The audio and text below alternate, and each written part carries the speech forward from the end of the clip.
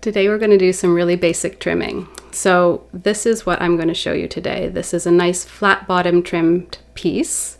It sits nicely on a flat surface, and it's all you need when you first start, because this other option, which you've probably seen, of trimming a foot ring, is very tricky. And in the beginning, we want to keep things simple. We want to make sure that we're doing the process, and over time we keep improving. But let's start at the beginning and let's keep things as easy as we can. So we're going to do a little bit of a drawing demo for you first, because I want to sketch out exactly what trimming involves. And then I'm going to hop on the wheel for a tutorial. If you like this video and you'd like to follow more, please subscribe and like below. And without further ado, I'll do some drawings for you, and then I'll see you on the wheel too. Okay, so here you are. You've thrown this really beautiful shape, and it looks like this from the outside, and you're going to trim it and keep that shape, except the problem is that the inside shape doesn't match it. So let's say this is your inside shape here. That means that all of this is actually your extra clay.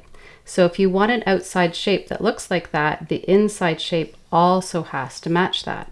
So the way to trim a piece like this would actually be to make it look like this. Big difference. I see this all the time, where somebody has a really beautiful outside shape that they want to keep, but this is going to explode in the kiln. You can't fire a piece like this. You really have to take away all the extra clay. So in the beginning, it's hard, but you want to make sure that when you throw your piece, it's the inside shape that you're focused on, not the outside shape. The first step is to make sure your clay is at the right consistency. If it's sticky or tacky at all, you need to let it dry a little longer.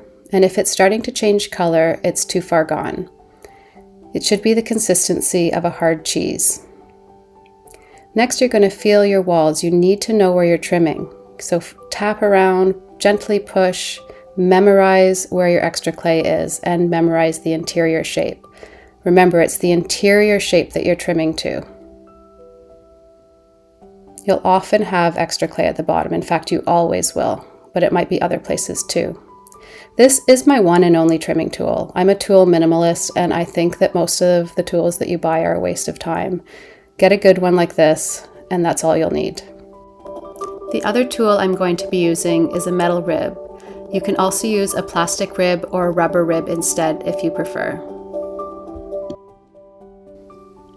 Next, you're going to turn your pot upside down and you're going to center it on the wheel. Most wheels have these rings that act as guidelines, but if your piece is wonky, they're not going to be of much use. But if your piece is centered, you can use them to get it in the right spot.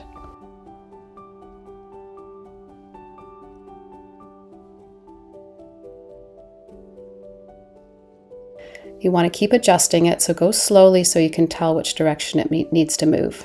This may take a while, by the way, so if you don't get it centered, please don't move on to the next step. Take your time with this.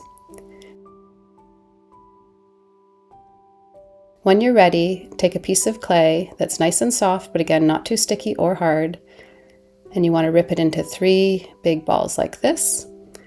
You're going to use these and press them down gently at a 45-degree angle into your piece.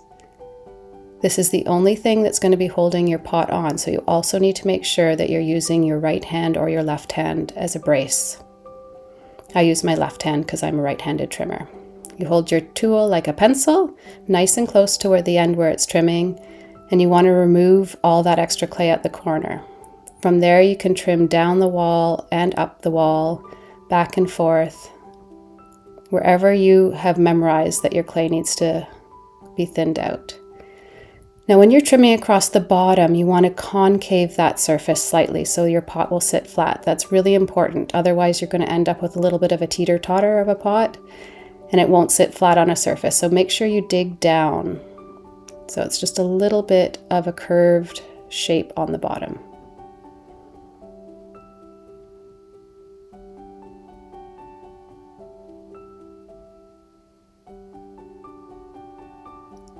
I like to pick my piece up partway through. I remove one of the balls of clay, I slide it out, I pick it up, and I test and see if there's any extra clay left.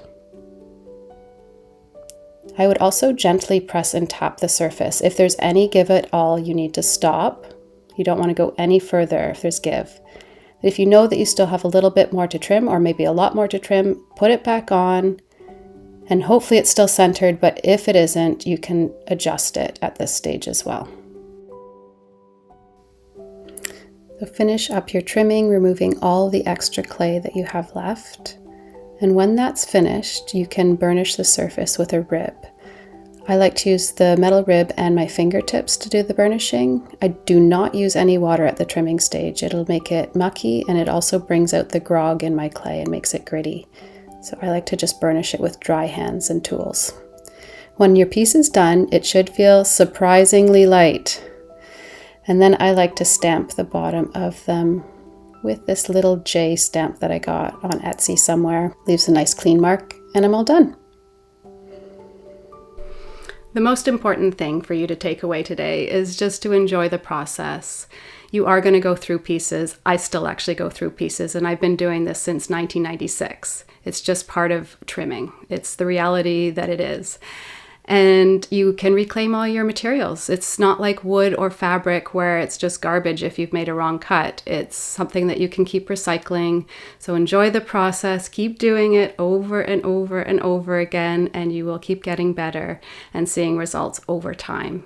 Happy potting to you. Also, if you've noticed the clothes that I'm wearing, and if you like to sew, I make all my own clothes as well. So I will make sure I share all the patterns that I am wearing in this video down in the description box below, so check it out there.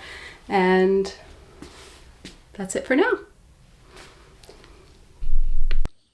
Also, check out this link for my beginner wheel throwing demo.